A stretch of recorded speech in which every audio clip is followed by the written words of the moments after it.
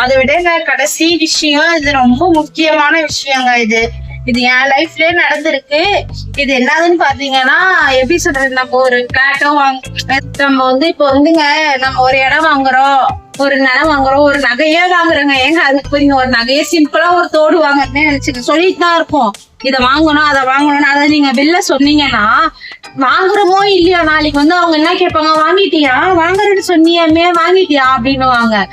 அவங்க மட்டுமா கேக்குறாங்க, எல்லா 4 பேர்கிட்ட சொன்னா 4 பேரும் கேட்பாங்க. ஓ வாங்குறேன்னு, ஆமா ஆமா அன்னைக்கே அவ சொன்னா, வாங்கிட்டியாட்டுக்கு நீனு அப்படின்னுவாங்க.